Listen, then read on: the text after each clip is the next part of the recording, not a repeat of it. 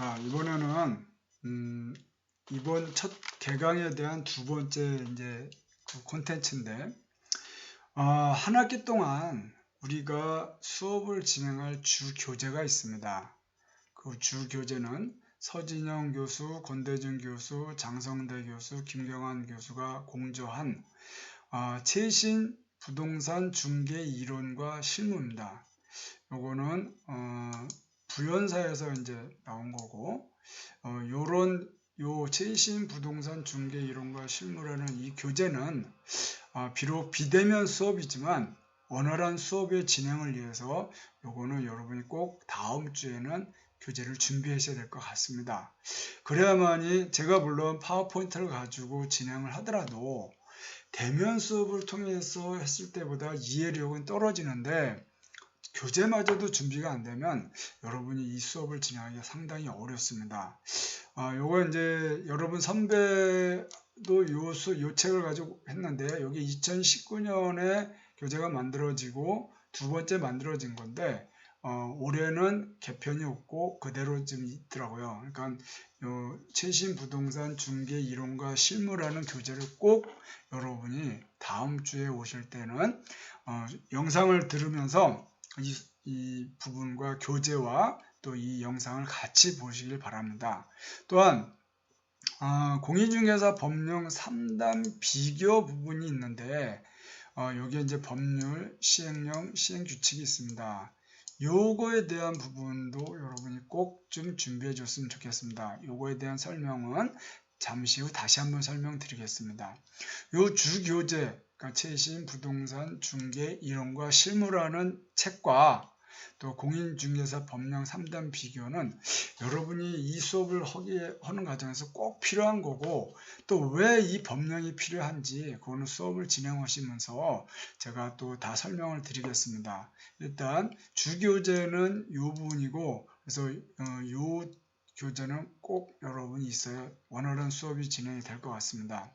참고적으로 이제 이 수업에 들어가면서 제가 참고했던 책은 안정근 교수님 쓰셨던 부동산 중개론, 또 문영기, 최영길 교수님 했던 부동산 중개론, 그리고 공인중개사법 시행령 신규칙이 부교재로 됐는데, 실질적으로 이거는 매우 중요한 내용입니다.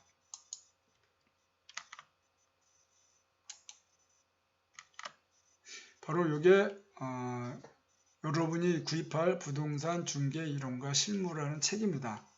이 책을 꼭 다음 주까지 구입하셔서 이 자리에 나올 때 꼭 수업을 같이 보시면서 수업을 해야만이 원활하고 또 여러분 이해에도 많이 도움이 될 것 같습니다.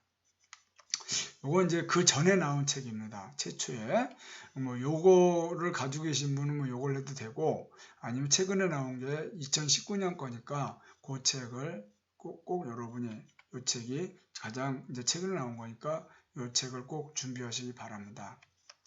그리고 참고로 제가 이제 안정근 교수님 쓰신 부동산 중개론, 그리고 윤영기, 최영길 부동산 중개론, 요 책은 제가 이 강의를 준비하면서 참고적으로 봤던 것이고, 특히 이제 안정근 교수님은 저의 박사학위를 주신 지도 교수님이십니다. 그래서 어쨌든 이 책에 대해서도 많이 제가 참고를 했는데, 여러분을 보고 이런 책까지 다 구입하라고 하지는 않습니다. 하지만 이 책만큼은 꼭 구입하시길 바랍니다. 그리고 공인중개사법 3단 비교가 뭐냐, 이렇게 되어 있는 겁니다. 이렇게 공인중개사법, 그리고 공인중개사법 시행령, 그리고 시행규칙 이렇게 되어 있는데, 이게 뭐냐, 왜 중요하냐, 이해를 위해서 이 법과 시행령과 시행규칙이 뭔지를 간단하게 말씀드리겠습니다. 원래 법은 국민들이 직접 만들어야 하는 것입니다. 그러나 전 국민이 모여 법을 만들기는 불가능하므로 국민의 대표인 국회의원을 뽑아 국회의원들이 국민을 대신하여 국회에서 법을 만듭니다. 그러므로 국민들 스스로가 법을 만든 셈이니 국민들이 법을 반드시 지켜야 한다는 논리가 성립이 됩니다. 그런데 국회의원들도 절차라든지 세밀한 부분까지 법으로 다루기는 어렵기에 법에서는 정말 규정되어야 하는 중요한 사항들이 규정되고 법은 일종의 뼈대를 이루는 것이라고 보면 되겠습니다. 그래서 법에서는 세부적인 절차 및 요건 등을 시행령으로 정할 것을 위임하게 되고 이와 같이 법의 위임을 받은 시행령에서는 해당 법 조항을 구체화시키는 것들을 규정하게 되는데 이와 같이 시행령을 만드는 것은 대통령령입니다. 즉 국민의 위임을 받은 대통령이 시행령을 만드는 것입니다. 그래서 시행령을 대통령령이라고도 표현도 합니다. 근데 대통령 또한 모든 것을 속속들이 정할 수는 없는 것이므로 법 또는 시행령에서는 국무총리나 각 부처 장관들에게 더욱 세부적인 사항들을 규정하므로 위임하여 국무총리나 각 부처 장관들은 시행규칙을 정하게 됩니다. 그래서 우리 공인중개사법은 국회에서 만든 겁니다. 우리가 뽑은 국회의원들이 이 법을 만드는 것이고 이 만든 법에 커다란 골격을 기준으로 해서 세부적인 내용은 대통령령으로 시행령을 만듭니다. 그리고 또 이 법과 시행령에 대해서 더 세부적인 것은 시행규칙으로 하는데 이 공인중개사법 시행규칙은 바로 국토해양부 장관이 이거를 규정합니다. 그래서 우리 법에 보면 1조는 목적, 2조는 정의 뭐 이런 식으로 되어 있는데 이 부분에 대한 이해를 도우기 위해서 하나를 더 보시면 요거가 조정이 안 됐네요. 죄송합니다. 이게 이제 만드는 거는 아니었는데 여기 이제 중개사무 개설 등 법에 중개사무소의 개설 등록 시행령의 중개사무소 개설 등록 기준 등 시행규칙의 중개사무소 개설 등록 신청 이런 식으로 돼 있어요. 그래서 법에 나와 있는 내용을 요걸 바탕으로 시행령은 요거보다 더 많고 시행규칙은 요거보다 더 많은 부분이 있습니다.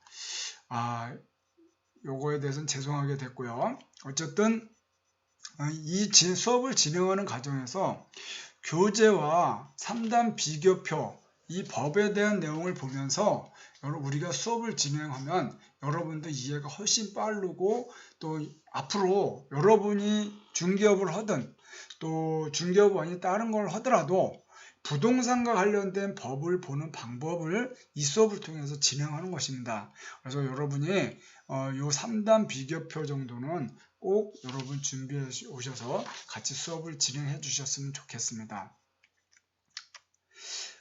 주별 강의 계획입니다.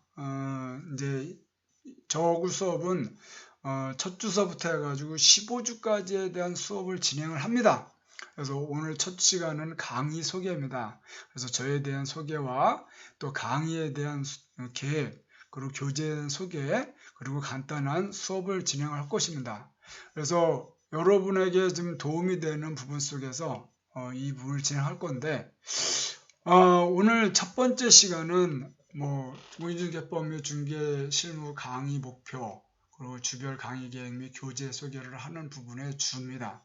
그리고 나머지 시간에 기본적으로 본격적으로 다음 주에 수업을 진행하기 전에 그동안 이 중개업법이 공인중개법이 있기 전까지 그리고 이 부분에 대해서 옛날에 고려시대든 옛날부터는 과연 이 오늘날의 이 중개와 같은 부분들이 어떤 모습으로 이루어졌는지 그리고 이 오늘날 공인중개사법이 이루어지기 전까지 어떤 법의 변천으로 해서 이와 같은 내용이 왔는지 이런 부분까지만 보고 이번 수업은 종료를 하겠습니다. 그러면 다음 주는 부동산 중개의 유래, 용어의 정의, 대상물 설명인데 제가 우리가 1학년 1학기 때 부동산과 원론 수업도 마찬가지지만 이 수업에서 이 부분에 대해서는 너무나 중요한 부분입니다. 이 부분은 용어의 정의와 중개 대상물 설명에 대해서는 정말 이 부분을 여러분이 이해를 못하면 뒤에 가서 쫓아오질 못합니다. 한 예로 중개법에서 얘기하는 공인중개사에 대해서 공인중개사가 있고 개업공인중개사가 있고 소속공인중개사가 있고 부칙육조에 의한 공인중개사가 있습니다. 공인중개사만 4가지가 있습니다. 이 4가지에 대해서 어떤 게 공인중개사고, 어떤 게 소속공인중개사고, 어떤 게 개업공인중개사고, 어떤 게 부칙육조에 의한 공인중개사인지 이 내용을 모르시면 뒤에 나와 있는 내용들에서 연계가 안 됩니다. 그래서 과거 같은 경우는 중간고사에 이 부분이 시험 문제에 나와 있습니다. 시험 문제로. 그래서 뭐 당연히 이번 학기도 후보 문제 중에 하나입니다. 이 용어의 정의에 대해서. 그리고 또 중개가 뭐냐? 중개업이 뭐냐? 이 부분에 대해서 용어가 정리가 안 되면 여러분이 수업 듣는 이 내용에 대해서 무엇을 듣는지 이해를 못합니다. 그래서 이 용어 정의에 대해서 매우 중요한 비중을 두고 있고, 또한 중개 대상물 이 설명 정말 중요합니다. 그래서 이 용어의 정의 시간에 대해서 제가 많은 시간을 할애할 겁니다. 계획은 둘째 주에 이 부분을 할 계획이 있지만 요거는 3시간짜리 수업에 대한 내용입니다. 과연 이 수업을 제가 얼마까지 가려는지 모르겠으나 뒤에 수업은 빨리 갈 수는 있지만 앞에 수업은 이 부분에 대해서 여러분이 이해를 못하시면 뒤에 수업하는 게 의미가 없습니다. 거기다 비대면 수업이다 보니까 참 어떻게 설명이 되게 어려운 부분이고, 여기 용어 2번째 시간에 용어 정의 및 중개대상 설명을 들으시고 이해가 안 가시거나 잘 적응이 안 된다 그러면 저한테 전화를 주시든지 아니면 메일로 연락을 주셔서 이 부분에 대한 이해가 꼭 될 수 있기를 바랍니다. 수업 방식은 대면 수업이 되기 전까지는 온라인 수업과 PPT 위주 교재를 진행하겠습니다. 지금 같은 부분으로. 그리고 3번째는 이제 공인중개사 제도에 대한 이해 부분인데, 공인중개사에 대한 시험에 대한 내용과 이 시행권자, 그 응시 자격은 어떤 사람이 되고, 공인중개사 방법 및 내용 이런 부분들에 대한 거를 간단하게 봅니다. 그리고 정책심의위원회에 대한 내용을 설명을 듣고 이 부분에 이제 진행을 할 겁니다. 역시 진행 방식은 똑같습니다. 그리고 4번째로 이제 중개업의 등록입니다. 우리 이제 여러분이 나중에 그 법전에 대한 부분을 이제 여러분이 차지하시면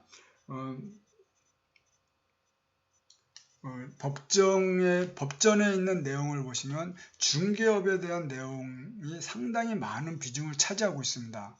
그래서 이 부분에 대한 내용을 저도 이제 많이 보는데, 결론적으로 내용이 뭐냐면 공인중개사에 대해서 여기 얘기를 했듯이 공인중개사 자격증을 딴 이후에 여러분이 중개업을 하기 전에 중개업 등록을 해야 되는데, 어디다가 누가 등록을 하느냐 하는 부분과 등록 절차가 있는데 그 절차가 어떻게 되느냐, 그리고 등록에 대해서 어떤 서류를 가져가느냐, 또 등록에 대해서 결격 사유가 있습니다. 이 중개업을 할 수 있는 사람한테 결격 사유인데 이 사유가 어떤 것이냐, 그리고 사무실을 오픈하기 전에 이 부분에 대해서 어떤 부분들을 다 준비를 하고 해야 되느냐 하는 부분에 대해서 여러분 들어갈 것이고, 그 부분에 있어서 먼저 중개업의 등록에 대한 기준을 갖고 우리가 수업을 합니다.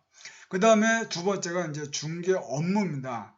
그래서 이제 중개 업무의 범위가 중개 대상물에 대해서 설명을 앞에서 얘기하고, 중개 대상물에 대한 설명을 한 다음에 중개 업무, 여러분이 개업을 했을 때 중개 업무의 범위가 어딘지, 그리고 또 나 혼자 하는 게 아니고 만약에 고용인을 채용했을 경우에 고용인에 대해서는 어떤 식으로 채용해야 하는지, 중개사무소를 또 구입해야 될 거 아니에요. 그 부분에 대해서는 어떤 중개사무소가 있어야 되는지, 그리고 중개인 여러분이 이제 계약서를 쓰게 되면 도장을 찍어야 되는데 그 인장 등록에 대한 내용을 어떻게 할 것인지, 그리고 휴업과 폐업 할 때는 어떻게 하는지, 이런 부분들을 해서 사실 중간고사를 보기 전까지 여기까지 수업을 목표로 하고 있습니다. 물론 최초에는 이 부분이 대면 수업이 계획이 돼 있었지만 지금은 사실 미정입니다. 전체적으로 다 비대면 수업 할 수도 있고 또 이 앞에서 대면 수업 할 수도 있는데, 저는 대면 수업이 빨리 많아졌으면 좋겠습니다. 그래서 여러분과 함께 이 대면 수업에 대한 부분을 많이 가는 걸 좋게 긍정적으로 생각하고 있습니다. 또한 여러분들도 대면 수업을 빨리 하기를 원할 것이라 봅니다. 이제 8주차가 중간고사입니다. 중간고사는 여기서부터 여기까지 한 내용에 대한 것을 하는데, 저는 우리가 부동산과 언론 수업을 때도 얘기했지만 중요한 부분에 대해서는 제가 미리 말씀드렸죠. 이게 중간고사 후보 문제다, 이게 기말고사 후보 문제다, 이런 부분에 대한 걸 말씀을 드렸어요. 물론 이번 수업도 이 부분에 대해서는 이 부분에 대해서 중간고사 후보 문제다, 이걸 꼭 여러분이 체크하시고 잘 따라오시길 바란다 하는 부분을 제가 꼭 말씀을 드릴 겁니다. 이번에도 여러분 어떤 시험은 어디서 볼지 모르겠어요. 지난 학기는 어떻게 시험을 봤는지 모르겠으나 원래는 대면 수업에서 학교에서 수업 보는 거를 목표로 하고 있는데 비대면 수업으로 해서 이 수업을 볼 경우에 그렇게 할 경우도 있다고 들었습니다. 하여튼 8주차가 이제 중간고사라는 부분을 여러분이 꼭 보시고, 그리고 이제 9주차에 가서 중개계약과 정보망에 대한 부분을 보는데, 여러분 이제 많은 분들이 부동산 계약서 쓰는 거에 대해서 두려워합니다. 근데 이제 여러분이 공인중개사 자격증을 따고 이제 사회 나가면 계약서 쓰는 거는 기본적인 모습인데, 이 계약서 쓰는 방식에 대해서 세부적으로 들어갈 겁니다. 대면 수업일 경우에는 제가 계약서 쓰는 수업 이것만 갖고 상당히 오랜 시간을 수업을 할애를 했었습니다. 그리고 이 계약서를 작성하는 거를 레포트를 제출했었습니다. 사실 많은 학생들이 계약서 쓰는 거에 대해서 수업을 듣기 전에는 잘 몰랐지만 제가 많은 시간을 통해서 계약서 쓰다 보니까 많이 이해했고, 또 우리가 봤을 때 어디다가 어떤 부분을 표시해야 하는지 되게 중요한 얘기고 실무적인 상황에서 매우 중요합니다. 그리고 그 계약서에 있는 내용에 보면은 우리 민법과 관련된 거, 공법과 관련된 거, 이런 부분들이 다 녹아 있습니다. 그래서 그 수업에 대한 부분은 전체적으로 꽤 많은 시간을 할애가 됩니다. 과연 이 비대면 수업을 하면서 이 계약서에 대한 수업이 정말 그렇게 갈 수 있으려는지 모르겠으나 최대한도로 여러분의 이해를 위해서 계약서에 대해서 대면 수업과 같은 방식으로 진행을 노력하겠습니다. 또한 계약서를 작성할 때 중개대상물 확인설명서라는 걸 쓰게 되어 있습니다. 매우 중요한 서류인데 이 부분도 서류 작성과 관련돼서 되게 여러분에게 중요한 작성 방법이 필요합니다. 그리고 이 중개대상물 확인 설명서를 얼마나 잘 작성했느냐에 따라서 이 부분에 따라서 여러분이 계약한 이후에 하자 부분에 대해서 처리가 깔끔하게 이루어집니다. 그래서 매우 중요한 내용이고 계약서와 중개대상물 확인 설명서 작성에 대해서는 정말로 중요한 얘기입니다. 단순하게 그냥 이게 중개계약서다, 이게 중개대상물 확인 설명서다 하고 넘어가기에는 정말 너무 이 실무적인 부분, 그리고 이 부동산학과에서 그거는 매우 중요한 내용에 이 대면 수업일 때는 중개계약서만 갖고도 3시간을 할애한 적도 있었고, 중개대상물을 갖고도 3시간을 할애한 적이 있습니다. 그래서 그걸 갖고 레포트를 제출을 해서 그 레포트를 갖고 레포트 평가를 내린 적도 있었습니다. 원래 이 수업을 진행하는 모습을 보면서 중개계약서와 또 중개대상물 확인 설명서에 대한 설명을 하는 걸 보고 수업이 제가 원하는 만큼 됐을 때는 여러분에게 레포트 제출을 요구할 겁니다. 그래서 이 부분은 실무적인 부분 속에서 여러분이 잘 쫓아오시기 바랍니다. 그리고 그 수업이 끝나고 나면 사실은 이제 뒤에 가서 매우 편하게 수업을 할 수가 있습니다. 여기 와서 중개업자의 책임과 의무에 대한 내용, 이런 것들은 읽어보시면 커다란 문제가 없습니다.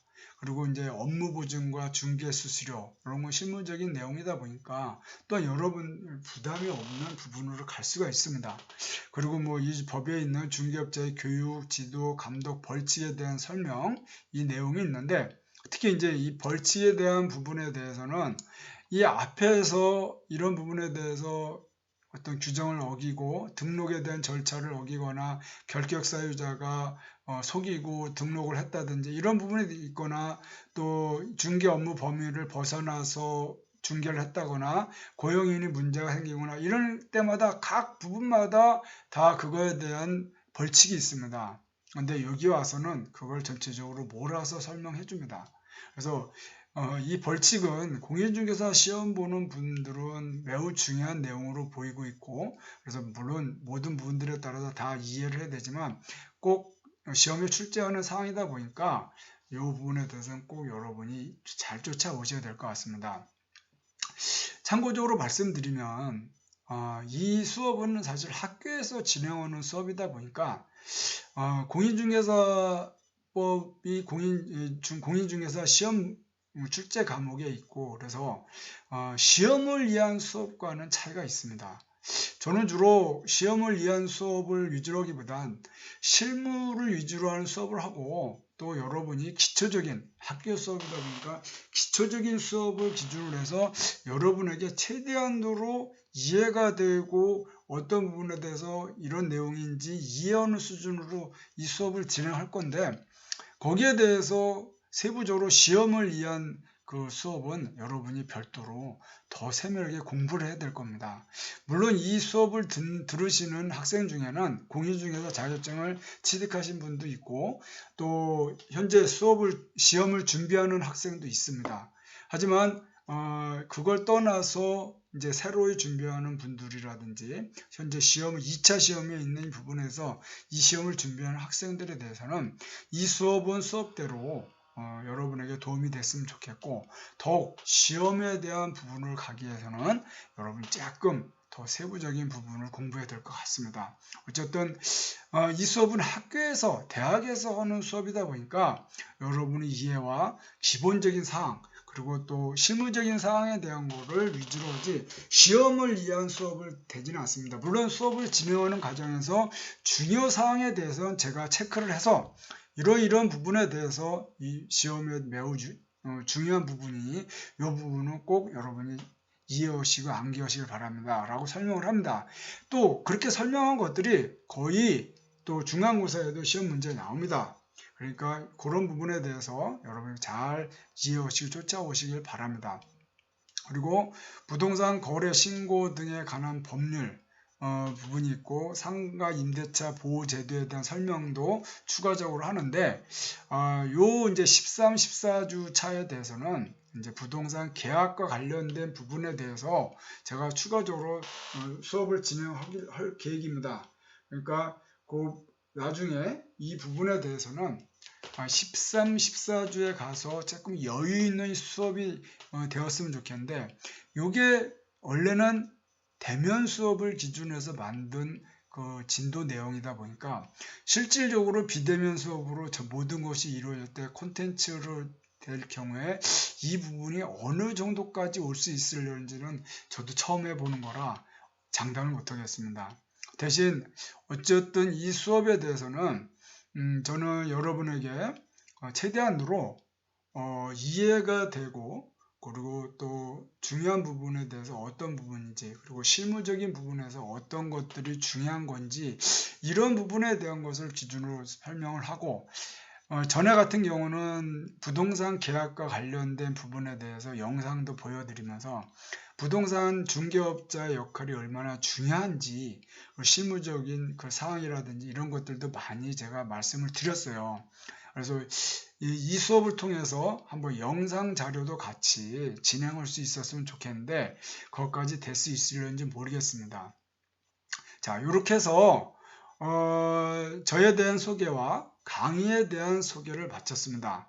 이제 잠시 후 부동산 중개에 대해서 옛날부터 지금까지 어떻게 왔는지, 그리고 또 공인중개법이 지금까지 오게 된 과정에서 이 법이 탄생하기 전까지 어떠한 과정을 통해서 이 법이 왔는지, 이 부분에 대한 것을 잠시 후에 다시 또 시작하겠습니다. 감사합니다.